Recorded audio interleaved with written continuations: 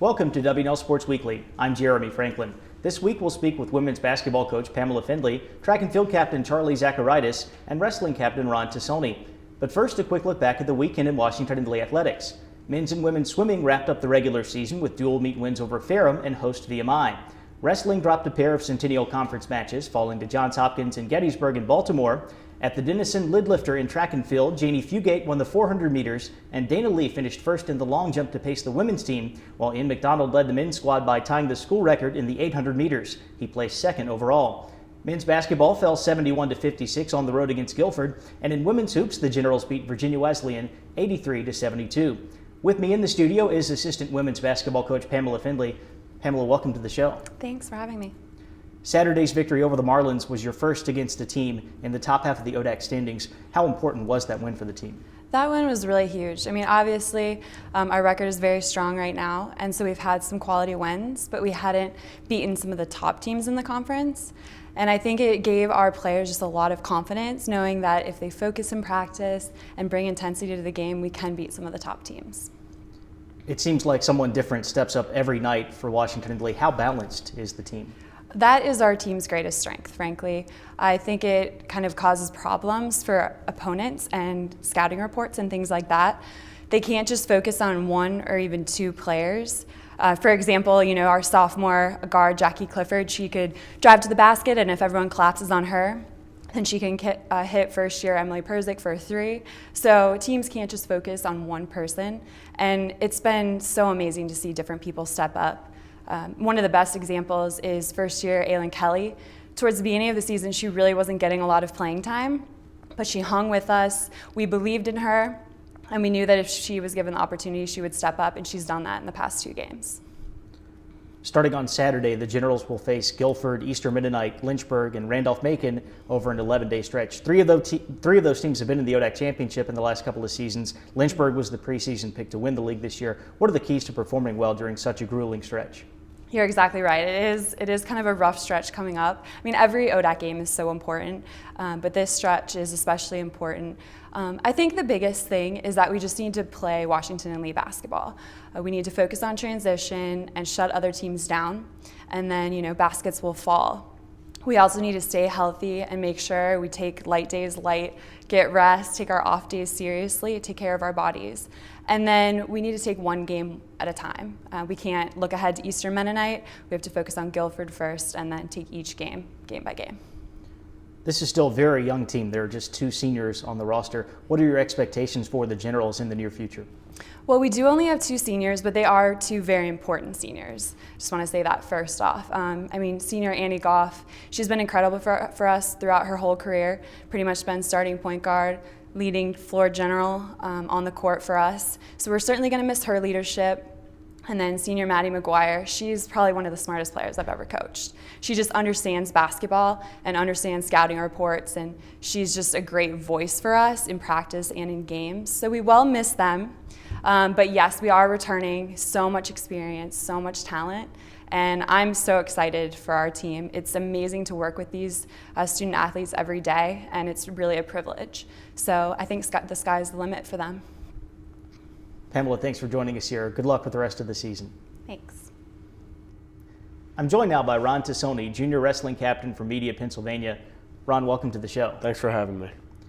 Washington and Lee has struggled to win dual matches on the season, mainly due to numbers. This past weekend, the Generals won 8 out of the 10 matches that were competed against Gettysburg and Johns Hopkins. Can you look beyond the team scores to see the progress that W&L is making? Right. So fortunately, wrestling is an individual sport. So when we go out onto the mat, we really don't need to worry about team. Well, actually, we don't want to worry about the team score because, unfortunately, we are giving up forfeits. And if we do look beyond that, and which I have in the past, and I'm trying to urge the freshmen to, if we look beyond that, we can compete from an individual standpoint and really, stick it to the people that we go out against without really thinking about the team score. And it does help a lot.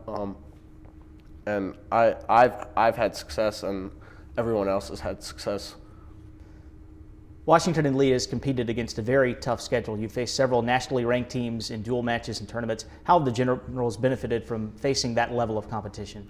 Before I came here and before my new coaches were here, the schedule that we had wasn't nearly as competitive. We were wrestling club teams and not as competitive teams.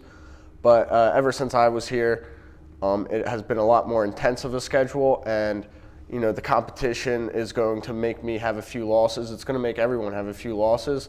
But at the end of the day, when we get to the postseason and the tough competition, it's going to be really tough. And we're going to be used to the tough competition, and we're going to be able to, hit it with a full head of steam. Last season, you won Washington and Lee's first conference championship in over a decade. You're 21-6 so far this year. What are your expectations for the upcoming postseason? So I try not to look at, the upcoming postseason, and I just look to the next match and, winning the next. Not even winning the next match, just scoring and keeping to my game plan. And it's not really a matter of winning and losing. It's just if I can stick to my game plan. So I actually don't even look to the postseason right now. I'm looking, to next practice. I'm looking to next weekend. I do have hopes to be another conference champion, but really I'm just focused on week to week. Overall, the Generals are a very young team. 8 of your 11 teammates are first years right now.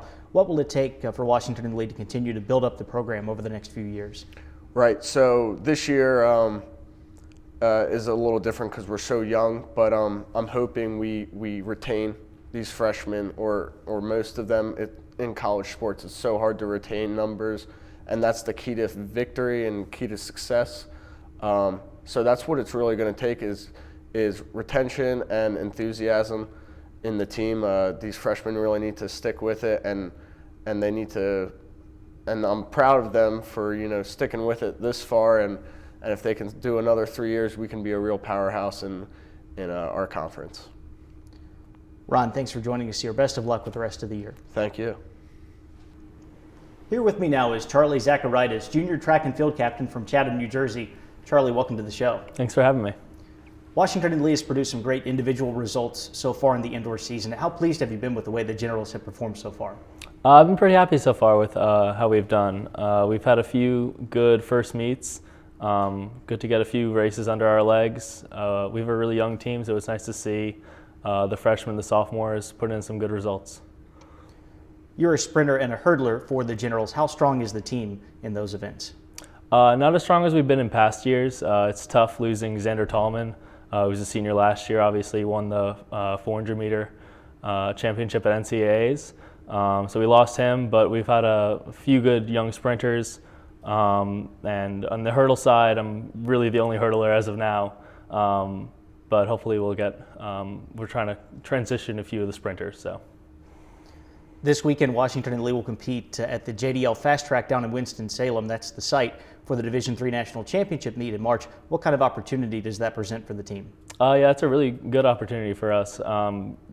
Compete against some really fast teams, some D1 competition, and hopefully inspire some good results to get people wanting to run there again at the National Championship. In the ODAC preseason coaches poll, Washington and Lee was picked second, just behind Bridgewater and ahead of defending conference champion Lynchburg. Does your team have what it takes to win a conference title? Yeah, I think we do this year.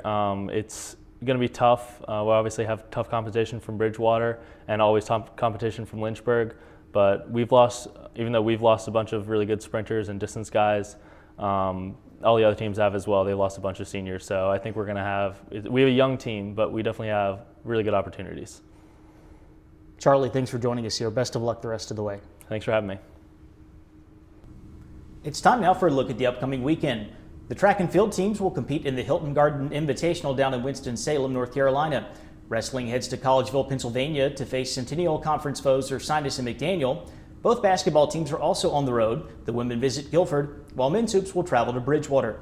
For W&L Sports Weekly, I'm Jeremy Franklin. Thanks for watching.